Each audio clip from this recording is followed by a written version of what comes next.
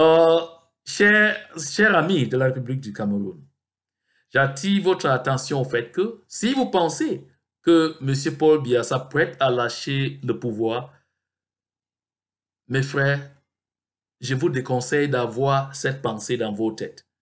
Préparez-vous au pire. Parce qu'au moment où je vous parle, le président M. Paul Biya, avec son ministre autocrate Atanga Ponji et le perroquet Chiruma, et puis ceux en charge des forces armées, sont en train de préparer le mouvement de troupes envers les villes de Douala, de Yaoundé et de Bafoussam. Ces villes seront militarisées jusqu'au point inimaginable parce que le Conseil constitutionnel, m'a-t-on confié, va déclarer M. Paul Biya vainqueur de cette élection le jour de la déclaration des résultats, soit au plus tard le 21 octobre. Et, je dis bien, contre vents et marées, M. Atanganji et les autres ont décidé que M. Paul Biya sera déclaré vainqueur. Et ils disent que c'est inadmissible qu'un Bamileke ait l'opportunité de diriger le pays. Ils disent que les Bamileke sont des économistes et ils ont un seul rôle dans ce pays, travailler excessivement, créer des sociétés, créer des entreprises et payer les impôts pour permettre aux autres de gouverner. Donc, ils disent, et ils parlent au nom des nordistes que j'ai vu pourtant dire le contraire en grand nombre, que les nordistes n'accepteront jamais qu'un Bamileke soit président dans la République du Cameroun. La même chose qu'ils disent du côté Betty, et c'est pour ça qu'ils ont instrumentalisé ce monsieur Koulou Ngoulou d'une ONG qui s'appelle Observatoire du développement sociétal, qui n'a rien à y voir avec la politique, de porter plainte contre M. Maurice Kamto et Paul-Éric Kingé au tribunal militaire, soit en disant qu'ils sont en train d'inciter à l'insurrection. Vous verrez que dans les jours à venir, toutes vos villes seront sérieusement militarisées.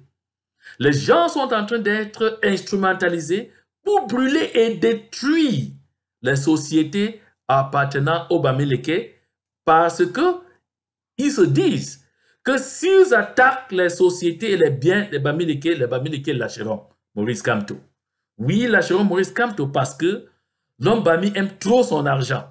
L'homme Bami aime trop ses affaires. L'homme Bami est très protectrice. C'est pour ça que de façon subtile, ils sont déjà en train de rappeler aux uns et aux autres les atroces qu'ils ont commis contre les Bamileke et les Bassa en 1959 avant en 1960. Et ils sont en train de tout doucement leur dire que cela sera réédité si vous tentez d'opposer à M. Biya de s'éterniser au pouvoir. Donc, comprenez bien, cher ami Bamileke, que vous êtes citoyen de second rang. À un certain moment, vous vous êtes positionné et avez ri et avez beaucoup de complaisance lorsqu'on disait que les anglophones, j'appelle comme vous êtes appelés, je dis nous du Southern Cameroun, que nous ne sommes pas des citoyens de part entière. Mieux encore, on nous référait aux Biafrins.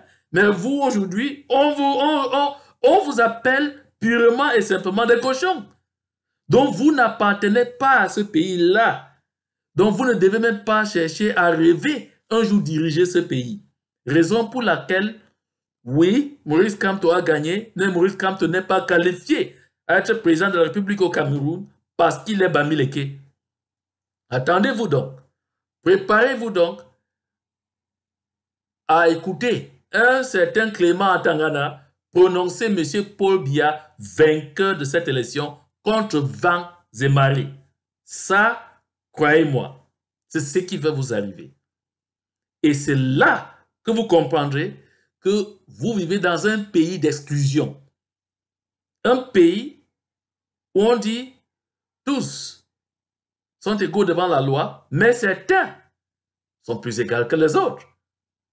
Donc, le rôle du Bamileke, c'est travailler, créer les sociétés et puis payer autant d'impôts que possible pour permettre je parle la langue des autorités, permettre aux petits et aux nordistes de vivre large.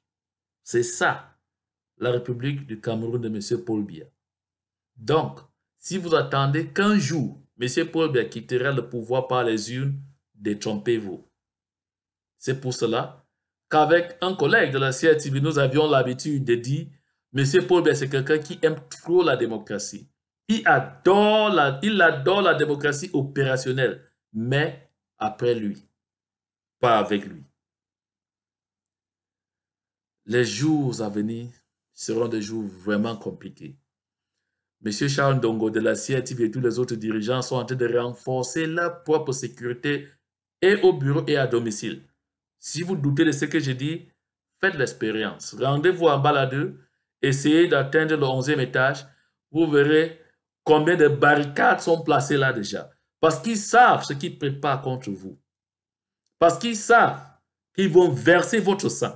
Parce qu'ils savent que vous le vouliez ou pas, M. Paul Biya sera une fois de plus imposé président de la République du Cameroun. Que Dieu vous bénisse. Bonne chance.